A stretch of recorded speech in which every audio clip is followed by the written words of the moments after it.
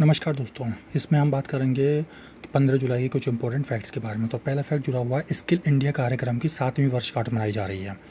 तो 15 जुलाई 2022 को skill India कार्यक्रम की 7वीं वर्षगांठ मनाई जा रही है, यानी 15 जुलाई 2022 को। तो यानी 7वीं वर्षगांठ मनाई जा रही है, इसका मतलब ये शुरू कब हुआ था, यानी 15 जुलाई 2015 को।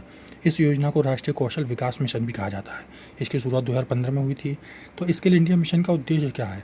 इसका उद्देश्य ये है कि भारतीय युवाओं को जो हमारी इंडस्ट्रीज चल रही हैं, जैसे टाटा की या बिरला की, अंबानी की, तो उनको उनसे संबंधित ही कौशल दिया जाए। यानी कि हम क्या कर रहे हैं आजकल की यूनिवर्सिटीज़ में कि पढ़ाई कुछ और चल रही है और बाहर जाके स्किल्स उन्हें और कुछ चाहिए। तो यही है कि उद्योग से संबंधित कौशल प्रशिक्षण प्राप्त करने में सक्षम बनाना है, ताकि वे बेहतर जीवन जी सकें।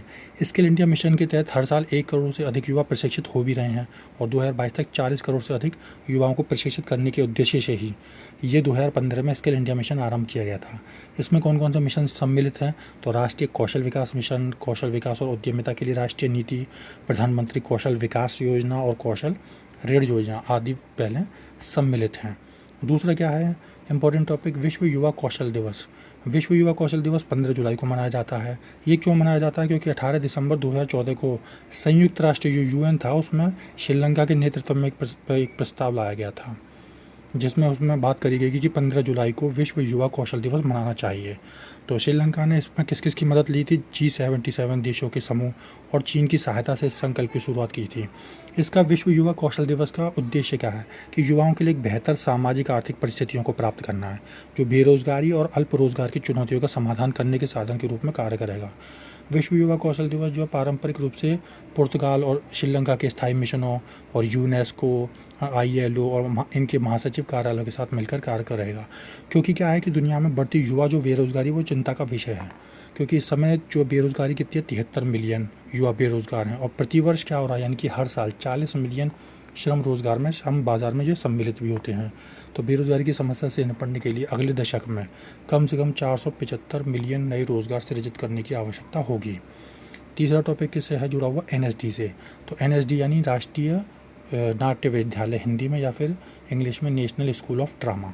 तो ये आज़ादी का अमृत महोत्सव ये भी मना रहा है स्वतंत्रता सेनानियों को स्मरण करने के लिए। तो ये मना रहा है आज़ादी का अमृत महोत्सव, 22वां भारत रंग महोत्सव। इस महोत्सव का आयोजन होगा 16 जुलाई, यानी कि आज से शुरू हो जाएगा और 14 अगस्त 2022 तक चलेगा। इसमें प्रवेश निःशुल्क होगा। और NSD के जो निदेशक कौन हैं? डॉक्टर रमेश चंद्र गौड़ ने बताया कि इस महोत्सव के दौरान देश के विभिन्न शहरों में 30 नाटकों का मंचन किया जाएगा। और साथ ही महोत्सव का जो उद्घाटन है नई दिल्ली के कमानी सभागार में किया जाएगा। इसके बाद 5 अन्य शहरों भुवनेश्वर, वाराणसी, अमृतसर, बेंगलुरु और मुंबई में इसका आयोजन किया जाएगा। NSD क्या है? NSD नई दिल्ली में स्थित एक एक्टिंग का और रंगमंच का प्रशिक्षण संस्थान है, जो भारत सरकार के संस्कृति मंत्रालय के अंतर्गत एक ऑटोनोमस बॉडी है। इसकी स्थापना 1959 में संगीत नाटक अकादमी ने करी थी, और वहीं जो है 1975 में से स्वायत्ता यानी ऑटोनोमस, और मतलब इसे स्वायत्ता मिल गई, यानी कि ये संगीत नाटक अकादमी के अंडर रह के काम नहीं करता है। ये अपने आप में एक फ्री संस्थान है। तो ये थे आज के topic. Thank you very much.